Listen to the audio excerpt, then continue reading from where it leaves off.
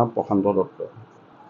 আচলতে মই ঘৰতে আজি 8 বছৰে ঘৰৰ ভিতৰৰ একোঠাত শিৱ ফটো এভাগ ৰাখি তেখেতকে মই আৰাধনা কৰোঁ। আজি 8 বছৰে হৈছে হয়। তাৰপৰা সেইদিনা সপোনত দেখালে যে মূৰ্তি এভাগৰ বিষয়লৈ মূৰ্তিভাগ দেখালে, যি ঠাইত আছে সেই ঠাইৰ পৰাই মই সপোনভাগ দেখিছোঁ। তাৰপিছত সাৰ পাই মই মোৰ পৰিবাৰ আৰু মাক জনাইছোঁ আৰু তেওঁলোকক লগ ধৰিছোঁ। তেওঁলোকে মিছা বুলি কৈছে যে ব'লকচোন বোলো, মোৰ মনে কিন্তু কোৱা নাই যে এই কথাষাৰ মিছা। কিন্তু গৈ দেখিছোঁ মূৰ্তিভাগ সঁচাকৈ আছে। আৰু এই মূৰ্তিভাগ মোৰ ব্যক্তিগত হিচাপেহে সপোনত মই পাইছোঁ, আৰু ব্যক্তিগত হিচাপে মোৰ ঘৰতে থাকি তেখেতক ৰাতিপুৱা আৰু গধূলি আৰাধনা কৰিবলৈ মানে মোক সুবিধাকণ দিছে, সেয়াই। আৰু কিন্তু এইটো কিছুমান বিভিন্ন প্ৰচাৰ মাধ্যমত প্ৰচাৰ চলিছে যে মই এইটো ব্যৱসায় আৰম্ভ কৰিবলৈ লৈছোঁ, বা এইটো প্ৰশান্ত দত্তই ব্যৱসায় আৰম্ভ কৰিছে। গতিকে মই আপোনালোকৰ চেনেলৰ যোগেদি মই অসমবাসীক জনাইছোঁ, মোৰ কোনো ব্যৱসায় কৰা ধান্দা নাই। মোৰ 2গৰাকী ছোৱালী, 2গৰাকী বিয়া দিলোঁ, আৰু মোৰ ল'ৰা নাই। এতিয়া মই সম্পত্তি বা কিবা উপাৰ্জন কৰিবলৈ মোৰ দিন নাই। মই মাথো ইয়াত ৰাতিপুৱা আৰু গধূলি মই নিজৰ ব্যক্তিগত হিচাপে মই তেখেতক আৰাধনা কৰিম। আৰু মই কোনো মানুহক খবৰ দিয়া নাই যে মোৰ মন্দিৰলৈ আহক, আপোনালোকে চাকি বন্তি দিয়কহি, কিবাকিবি ফল পাব, বা মই তেনেকুৱা কোনো প্ৰলোভন দিয়া নাই। আৰু মই কোনো মানে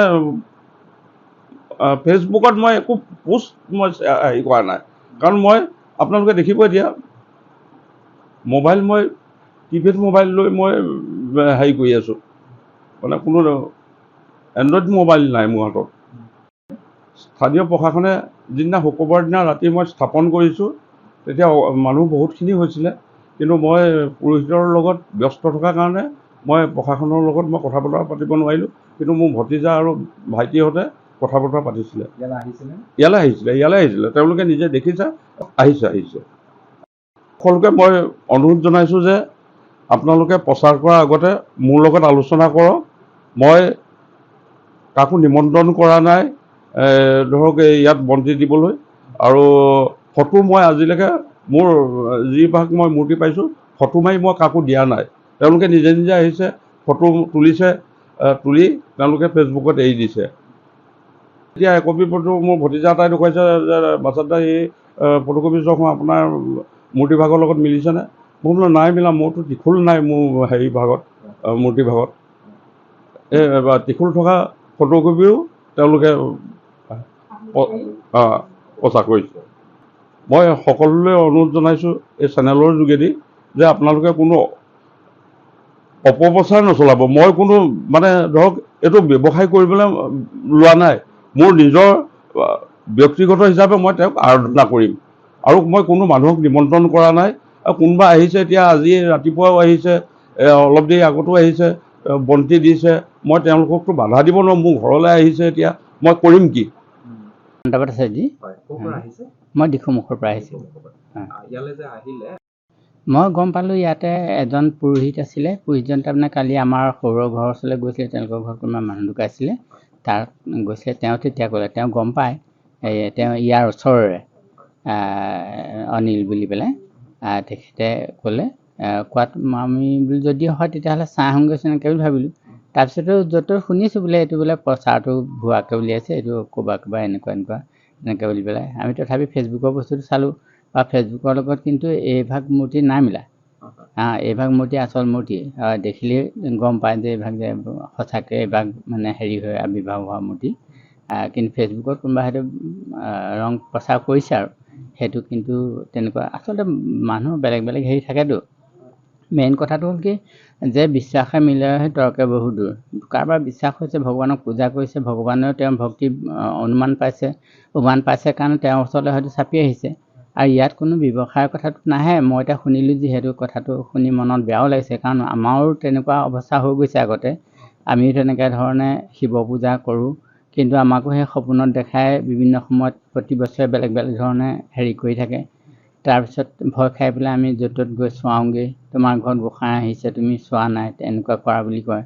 তেতিয়া আমি তেনেকৈ কৰোঁতে সেই নিজৰ ঘৰতে এজোপা বেলগছ আছিলে, বেলগছৰ তলতে তেনেকৈ আমি পূজা কৰোঁ। তেনে মুকলিতে আৰু বিশেষ তেনেকুৱা হেৰি নাই, আড়ম্বৰ নাই। তাৰপৰা লাহে লাহে প্ৰভু কিবা এটা আমি যেন তেনে মন্দিৰ বনাবগৈ পাৰিলোঁ। ঘৰুৱাকৈ পূজা পাতি থাকোঁ প্ৰতি বছৰে, কিন্তু তেনেকুৱা ধৰণৰ বাহিৰা কিবা আমাৰ নাথাকে। আমাৰ ঘৰুৱা সমস্যা কিছুমান সমাধান কৰিবৰ কাৰণেহে আমি আচলতে তেখেতক বিশ্বাসেৰে পূজা কৰোঁ। সঁচা অৰ্থত ক'বলৈ গ'লে যি প্ৰকৃততে ভক্তিভাৱেৰে ভগৱানক চিন্তা কৰে বা হেজাৰজনৰ মানে উন্নতি আশা কৰে বা নিজেও হ'লেও ভগৱানক পুৱা গধূলি শ্ৰদ্ধা ভক্তি কৰে, তেনে ব্যক্তিয়ে এনেকুৱা মানে অপপ্ৰচাৰখিনি চলাব নোৱাৰে কেতিয়াও।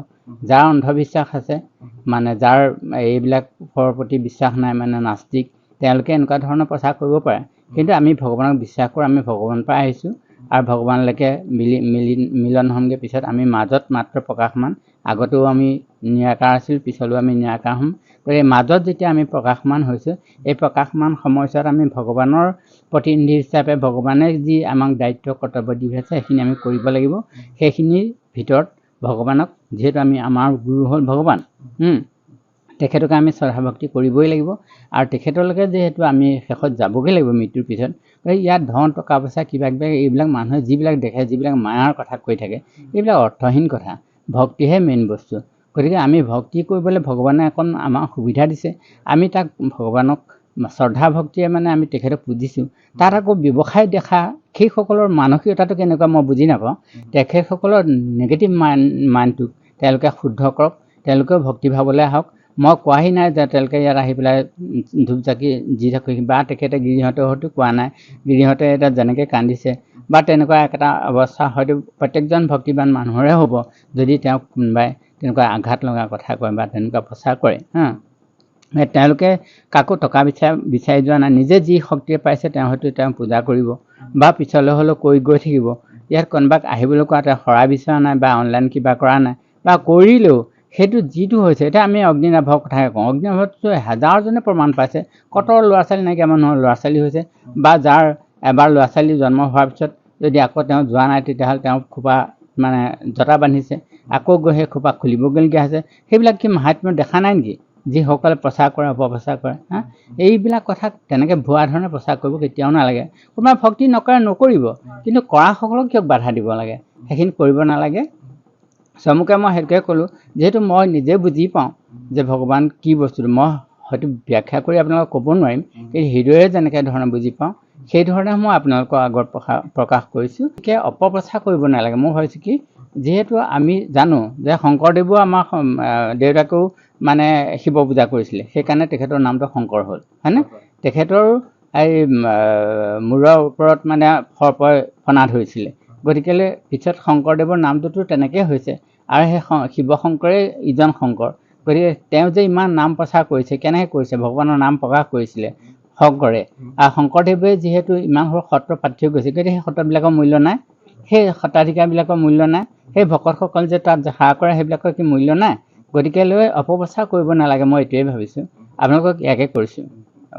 যিকোনো খবৰৰ বাবে যোগাযোগ কৰক 9181 307 221 আমাৰ এই নম্বৰত।